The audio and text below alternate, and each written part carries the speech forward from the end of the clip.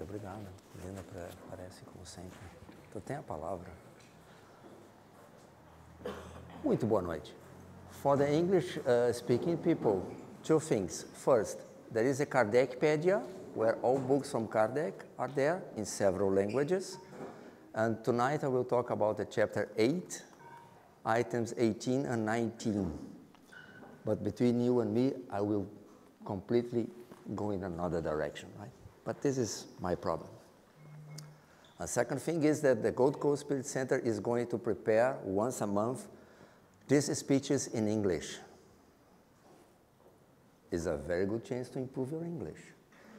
E agora então em português, a primeira coisa que o Elias estava falando sobre o Evangelho no Lar. A gente, como todo bom brasileiro, a gente gosta de uma certa higiene, né? Tem um padrão diferente dos outros povos do mundo. A gente gosta de limpeza. E o Evangelho no Lar nada mais é que uma faxina no ambiente espiritual da nossa casa. O gato levou minha garrafa d'água.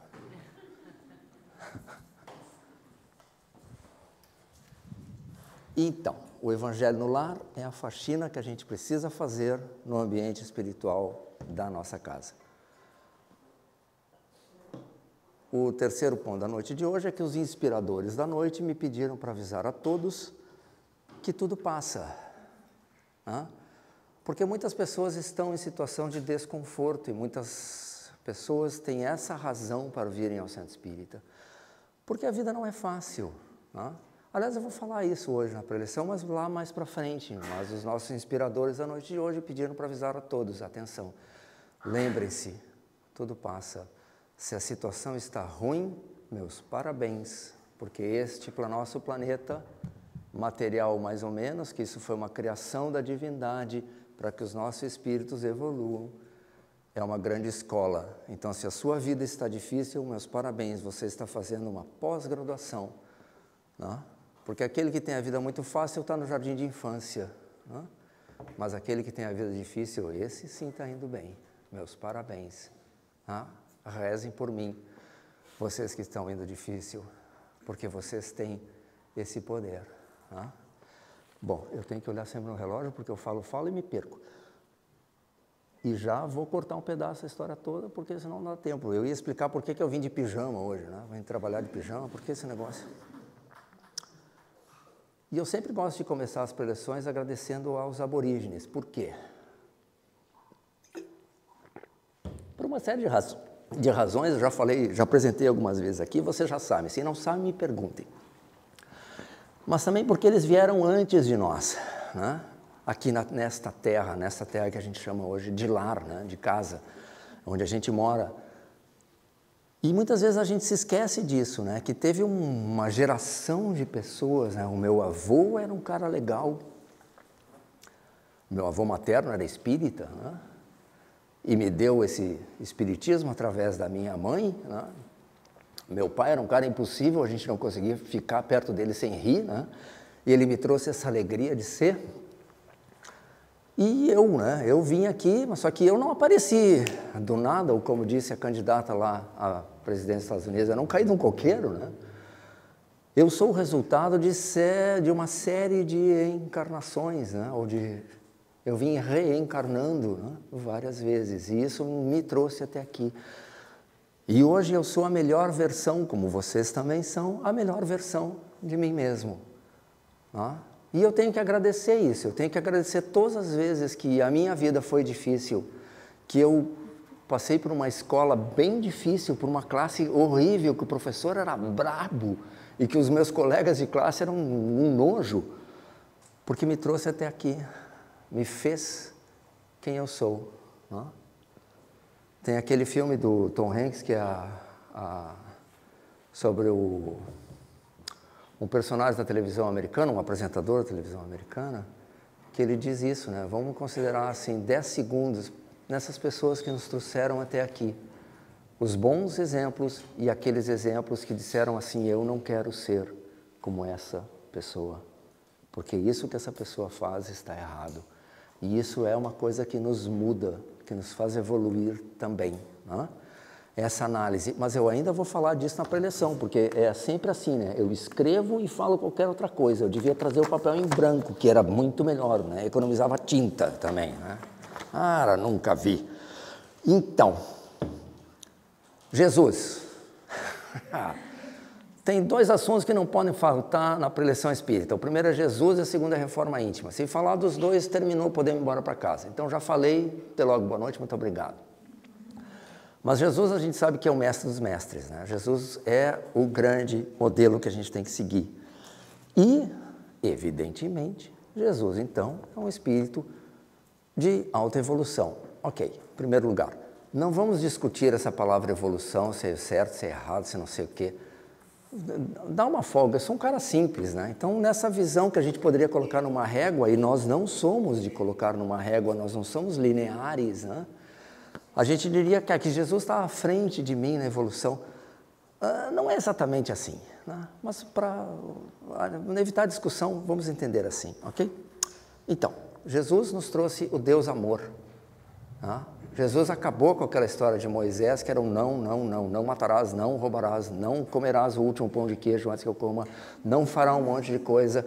E Jesus disse de uma maneira muito simples, não é nada disso, é amar o próximo como a si mesmo e a Deus sobre todas as coisas, essa visão positiva, né? Essa visão legal, né? Que é essa visão. Ele nos trouxe essa visão de amor. E como todos aqueles que estudam o livro dos Espíritos e sabem, entendem que Jesus é um ser, é um espírito muito evoluído,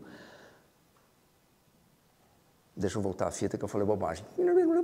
Todos aqueles que estudam o livro dos médiums e sabem que Jesus é um espírito muito evoluído, sabem que todo espírito evoluído fala pouco, mas com conteúdo, com conteúdo. Né? Fala pouco, mas fala muito. É engraçado isso, né, de falar assim dessa maneira. Mas tudo bem. E Jesus é um cara complicado, porque ele disse assim, quer ver? Ó, está em Marcos 10, 13, lá vai fumarolas. Deixai que vinham as minhas criancinhas e não as impeçais, porquanto o reino dos céus é para o que lhes assemelham. Uma frase do cara, isso é um caminhão de ensinamento. Porque aqui eu tenho certeza que ninguém pensa que só tem um ensinamento numa frase de Jesus. Não, é um monte de coisa. Né? E aí que vem a parte interessante, né? De uma frase de Jesus eu tenho que falar meia hora para explicar, né? Porque eu, coitado, e ainda podia falar mais, né? Porque eu, coitado, sou um espírito que está ainda lá, né? Olha lá Jesus, lá onde? Lá na frente. Né? Então, o que ele quer dizer com isso? Né? Qual é o ensinamento que ele traz? Ele nos traz esse ensinamento de maturidade, apesar de estar falando das criancinhas, né? Ele faz de humildade, de busca de proteção e carinho. Ele faz de simplicidade e ele fala de sinceridade. Tudo isso nessa frase. Não? Por quê? Porque essa é a beleza que a gente tem de estudar o Espiritismo. Né? Porque o Espiritismo, quando a gente lê sobre o Espiritismo, a gente está, na verdade, estudando sobre nós mesmos. Né? E esse é o exercício que a gente tem que fazer. A gente lê do que Kardec trouxe dos Espíritos e a gente olha para a gente. Né? É que nem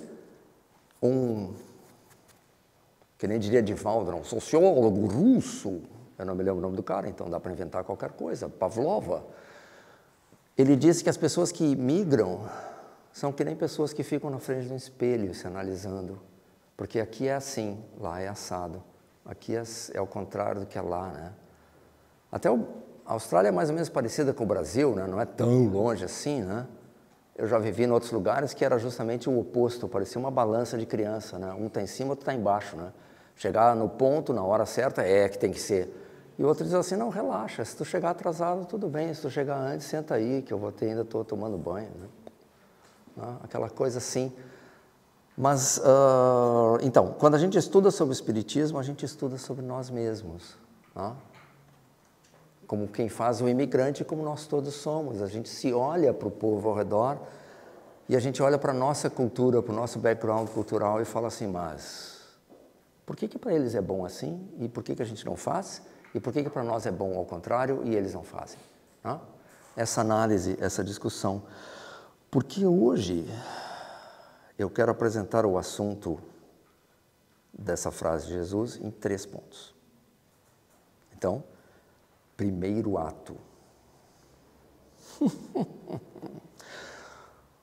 E o primeiro ato é o mais belo de todos. O Espiritismo não vai te correr do centro espírita se tu chegar aqui e disser assim, ó, eu tenho uma dúvida. Muito antes, pelo contrário. Vai dizer assim, ó, graças a Deus.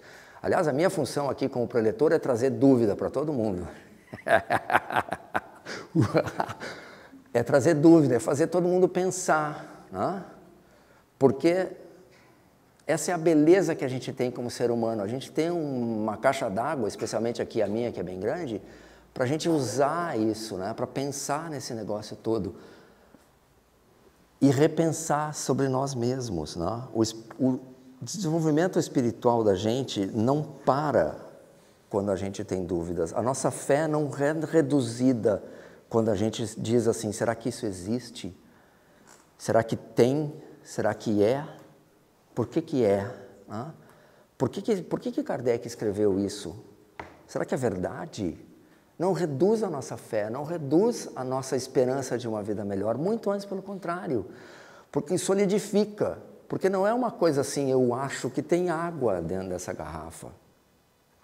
Talvez tenha água dentro dessa garrafa. Normalmente, quando eu venho no centro espírita, eu coloco água dentro da garrafa. É melhor ver se tem água, Jesus amado. Tem água realmente, né? Todos os boatos confirmados. Isso diminuiu a minha fé na garrafa? Não. Do mesmo jeito nós, quando a gente estuda, quando a gente se pergunta, quando a gente tem dúvida, não é um pecado, né? Não é um erro, não reduz a nossa fé, muito antes pelo contrário, né? Aumenta ela.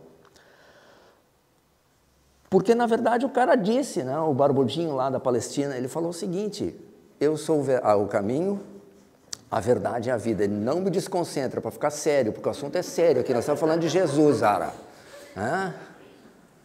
O cara falou, na verdade ele falou em aramaico, então ele falou qualquer coisa que ninguém vai entender aqui, mas ele falou assim, ó, eu caminho, eu verdade, eu vida. Se ele é a verdade e a gente está buscando a verdade, o que nós vamos encontrar? A verdade. Muito bem, vocês são muito espertos. E se a gente encontrar a verdade, quem nós vamos encontrar? Jesus. Very well. Meus parabéns. Então, qual é o problema?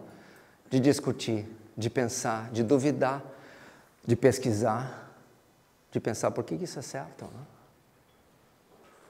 Um parênteses, nós estamos no centro espírita, a gente fala de Kardec. Tem algum problema de eu ir no templo budista e falar do Buda? Tem algum problema de eu ir no centro de Umbanda aqui na Gold Coast? Tem algum problema de eu ser católico, ou ser muçulmano, ou ser judeu? Não tem.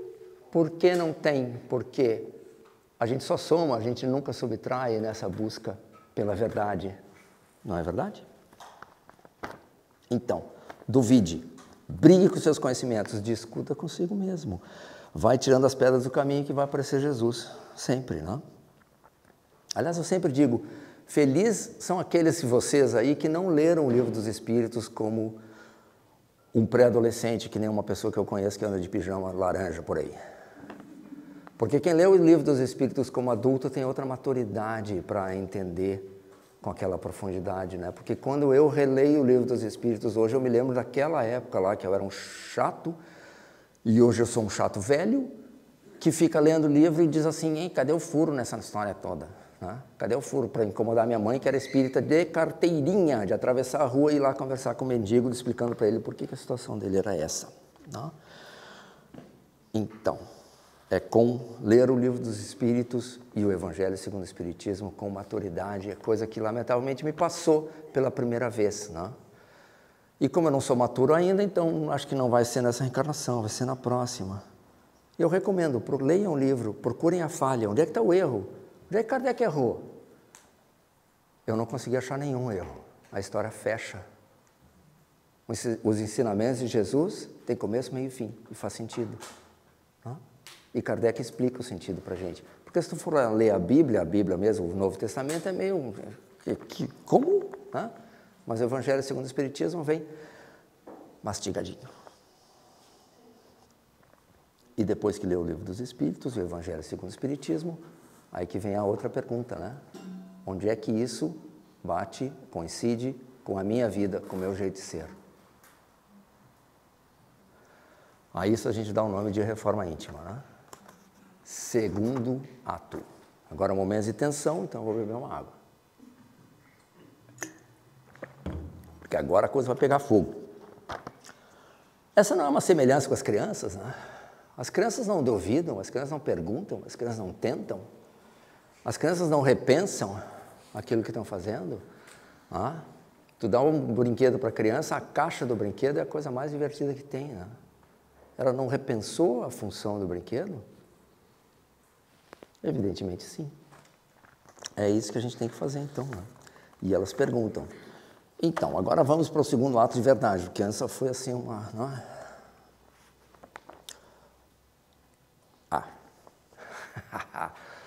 A gente sempre fala que o espiritismo são 3 coisas, né? É uma filosofia com uma base científica que vai resultar num comportamento moral elevado, né? Que no Brasil se deu o nome de religião e tem uma discussão também, religião, é religião, não é religião?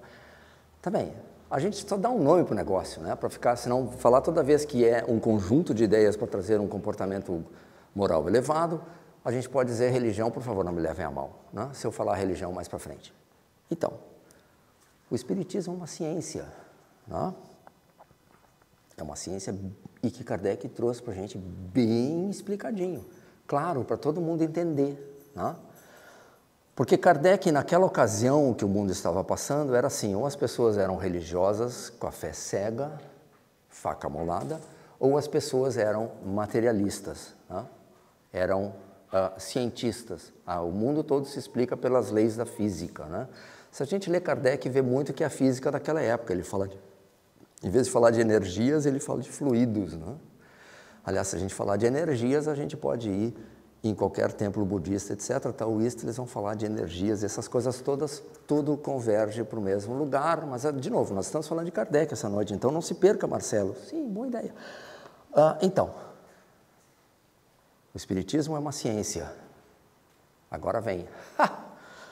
O nosso desenvolvimento, e que nem o desenvolvimento das crianças, o desenvolvimento espiritual, né? Não é apenas um desenvolvimento intelectual. Não é e não deve ser.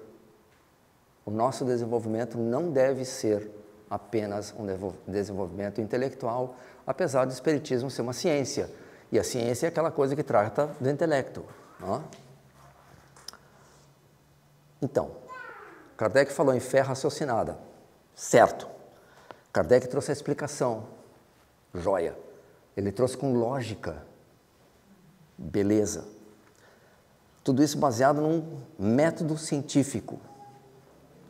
Não? Joia, certo. Então, como assim que o nosso desenvolvimento não é intelectual apenas? Porque a gente está falando de amor, não? Nós estamos falando de Jesus. E Jesus nos trouxe isso, esse lance do amor.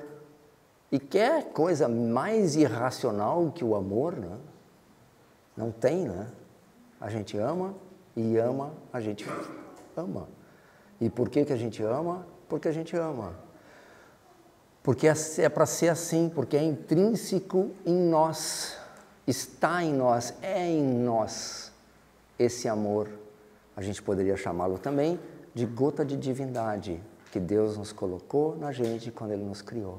Lá atrás, simples e ignorantes, a gente já tinha uma luz que hoje a gente cobre com matéria e a nossa função é justamente trazer essa luz à tona, fazer ela transparecer o nosso corpo físico e brilhar para todos que nos cercam, brilhar para o nosso mundo. Então, tem um monte de livro ali que vocês têm que ler, pelo amor de Deus. Inclusive, antes de chegar aqui, eu estava na biblioteca, na livraria, né, para dar um tempo, aquele momento de... Fechou o cliente, eu tinha que ir para algum lugar. E eu vi aquele monte de livro, eu respirei aquele ar cheio de poeira livrística, se existe a palavra, e pensei, ó bendito que semeia-se.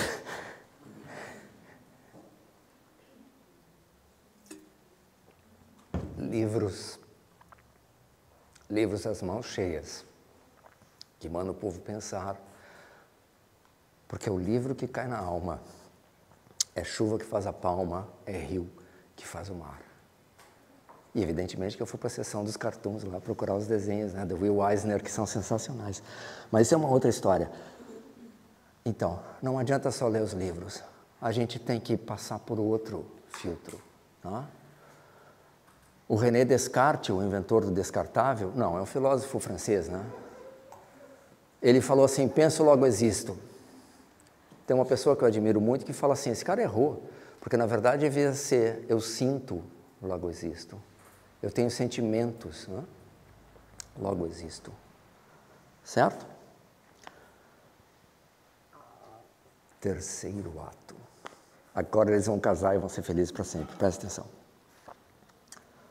Outra tarefa, outra coisa que Jesus nos traz nessa frase, né? Quem não for que nem as criancinhas não vai chegar no andar de cima, é a seguinte: o nosso desenvolvimento não é solitário. Não é solitário. Quem tem filhos sabe, a gente tem que segurar eles no colo enquanto eles dormem. Né? A gente tem que esquentar a barriga quando eles têm cólica. A gente tem que ajudar eles a aprender a caminhar. A gente tem que ensinar eles a aprender a andar. A gente tem que ensinar eles a fazer um monte de coisa nessa vida. Do mesmo jeito nós, que estamos na infância do nosso desenvolvimento, a gente tem que pedir ajuda. Porque nós somos criancinhas no aspecto espiritual ainda, né? Nós estamos entrando agora na adolescência, quando o mundo mudar de fase de vibração, de provas e expiações, para a regeneração. Então, nós estamos nesse momento, especialmente adolescente, né? Adolescente, coitados, eles estão mais perdidos que Adão e Eva no dia dos pais, né? Os caras não sabem para onde é que vão, né? E a gente é na mesma situação, a gente tem que pedir ajuda. A gente tem que fazer isso. Em centros espíritas, eu escutei isso uma vez, eu fiquei assim, nossa, que isso? Eu fui no centro espírita há muito tempo atrás e falaram assim, a reforma íntima é que nem aquelas máscaras do avião, né? No caso improvável de despressurização, máscaras iguais a essa cairão e você coloca no rosto, primeiro em você, depois nos outros, né? E eu falei assim, credo, que isso? Né? Na verdade, a gente tem que entender assim, não é eu por mim e vocês que se danem, né? Não, eu não posso te forçar a fazer a tua reforma íntima. Eu tenho que fazer a minha reforma íntima. Né? Mas se tu vier perguntar alguma coisa para mim sobre a tua reforma íntima, que será com muito prazer que nós vamos conversar. Sei lá se eu vou estar certo ou se eu vou estar errado. Não sei, mas a gente vai ter um diálogo, né? Veja, é isso, não é? Eu não sei, eu acho também, talvez seja, né? Vamos perguntar para o Elias, que o Elias é um cara que tem cara que sabe. Né? E aí a gente pergunta para ele e ele vem com uma terceira opinião, a gente fica assim, e agora? E aí nós vamos para o primeiro ato, vamos duvidar de tudo isso, minha gente, vamos ver o que é bom, né? O que não é. Por que isso? Por que isso? Porque é assim, ó, o próximo passo na minha evolução é meu. Sabe o que é pior? Eu também não sei qual é, mas é meu, não é teu. É meu. Né? De novo, uma pessoa que muito me agrada nesse ambiente espírita disse assim, ó, eu fiquei 20 anos rezando para duas pessoas pararem de brigar. Até que um dia veio o mentor e falou assim, ó, Fiotão, para, não me enche mais a paciência com esse negócio. Até a encarnação passada eles teriam se matado, agora eles só brigam, estão no lucro. Entendeu? Então, o meu passo, talvez seja acalmar, parar com a cólera, ou sei lá, ou dar uma preleção melhor sem precisar no papel. Né? Qual é o passo de vocês? Como é que eu vou saber? É teu, é pessoal e é intransferível. Como é que eu vou te forçar? Não, para aí, tu tem que parar com a cólera. Mas eu não sou uma pessoa colérica. Né? Então eu vou te incomodar até tu perder a cabeça. Não, né? Claro que não. Né? Então, é isso. A gente tem que se preocupar com a gente. É isso que se fala essa frase, no caso, máscara e tal, não sei o quê. Mas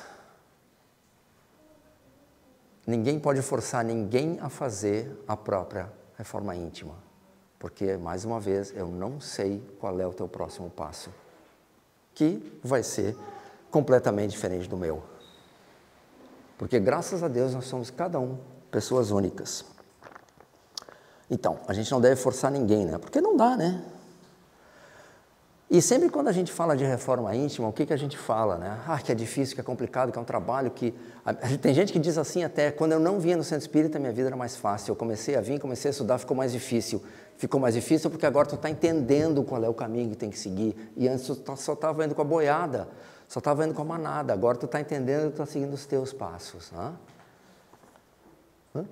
Ah, não, sorry. Então, é isso. A gente diz, eu examino, eu investigo, eu repenso, eu analiso, eu desenrolo minha moral, e isso não é fácil. Por isso, quando a carga é muito pesada, o que a gente faz? A gente pede ajuda para quem nos ajudar. Faltam 8 segundos, não preciso olhar no relógio. Porque tem o livro, tem o mentor, tem a prece, tem os amigos, tem a família da gente, tem o centro espírita, tem o evangelho no lar, e tem até os animais de estimação, né? A nossa cachorrinha lá em casa é uma apóstola de Jesus, ela ensina o perdão instantâneo. O amor incondicional. E a gente avarreia a casa porque aparece pelo para tudo que é lado, que, pelo amor de Deus. E isso é uma outra característica das crianças, meu povo, é a humildade de pedir ajuda. Ou a gente poderia falar a honestidade de pedir ajuda. Não? Então vamos repetir, porque ele tem uma memória muito ruim. O primeiro ato era a busca da verdade, não vai fazer Deus nem Jesus odiar a gente. Muito antes, pelo contrário. É como uma criança aprendendo uma tarefa. Eu estava lá na livraria e tinha uma mãe ensinando a criança a fazer adição. 30 mais 5. 25. Não, 30. Graças a Deus ela estava de chinelo de dedo. Ó. Põe as mãos para aí, ó. Quer ver? 10 aqui, 10 ali, mais os teus 10, 30. Mais 5, quanto é que fica? Ah! Do mesmo jeito nós, não? Nós estamos aprendendo. E a gente tem que se lembrar disso. Tudo passa. Por que tudo passa? Porque nós estamos num cenário, nós estamos numa escola, nessa escola, e a gente está passando por uma experiência de aprendizagem. Segundo ato, eu falei que buscar a verdade não é colocá-la em compartimentos. Não é o corpo para lá, o mundo material para cá, o intelecto lá, os sentimentos aqui, a religiosidade onde for. Não é uma coisa só. Ah? E tem gente que vai dizer, conforme a fé que tem, que todos nós somos um só. Ah? Nós somos a humanidade. Ah? Cada um é um indivíduo único, separado, mas nós todos fazemos o nosso mundo. Ah? Tem gente que até diz assim, se tem alguém passando fome, é ruim para mim, mesmo eu tendo um pão de queijo na minha barriga. O terceiro ato é, se esse é um trabalho pesado, a gente tem que pedir ajuda. A gente não vai conseguir carregá-lo sozinho. Não? Por quê? Porque a gente tem que ter essa coragem de errar pelo caminho que é repensar a vida. Não? E encontrar essa saída no céu desse labirinto. Não? Porque é um labirinto. É difícil, é complicado. Nos colocaram na matéria para que a gente se desmaterialize. Não? Já começa por aí, né? Tem um... podia ser diferente? Não, é assim mesmo. E tem uma razão de ser. Qual é essa razão? É outra preleção. Mas a gente está aqui para o nosso bem. E tudo como é amor. Porque nós estamos num oceano de amor. Que é a criação divina. Que é puro amor, pura misericórdia e mais 97 características, como dizem os nossos irmãos muçulmanos. É tudo de bom, em uma palavra só, né? Tudo de bom, uma palavra, viram? É tudo de bom, e nós estamos nesse lance que é tudo de bom, apesar de a gente estar longe da família, etc, etc, etc. Então, aproveitando a chance que a gente corre esse risco de ser mudado para sempre, no momento que a gente abraça esse conjunto de ideias. Meu amigo Marcelo está caminhando lá, que nem eu quase mudou da crachada, assim. A gente corre esse risco de ser mudados para sempre, a gente corre esse risco de entrar nessa aventura que é essa selva desconhecida que é o interior de cada um de nós. Vamos erguer os nossos pensamentos numa prece, dizendo... Pai nosso, nosso amigo, faz de nós instrumentos da Tua paz e concede-nos sempre, o Senhor, a sabedoria necessária para aceitar as coisas que não podemos modificar. coragem para modificar aquelas que podemos, serenidade e sabedoria para distinguir uma das outras. Nos ajuda, Senhor, a entender que tudo isso que nos acontece, tudo, são oportunidades para o nosso crescimento espiritual. Graças a Deus e muito obrigado pela atenção.